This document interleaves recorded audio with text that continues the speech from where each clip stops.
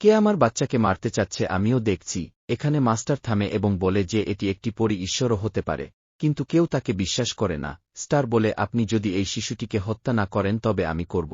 তার কাছে আসতে শুরু করে তাকে মেরে ফেলতে। কিন্তু তখন বাচ্চাটি হেসে বলে যে আমাকে এখানে কেউ মারতে পারবে না। কিন্তু তারপরও স্টার থামে না।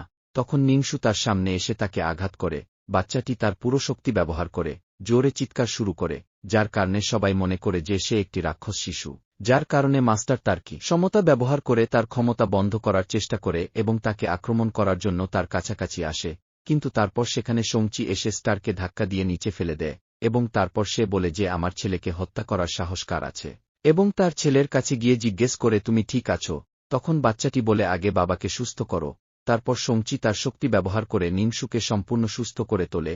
নিংসু তোকে বলে যে তুমি এখানে আমার সাথে দেখা করতে এসেছ এবং তুমি সত্যিই আমার কাছে একটি পরী।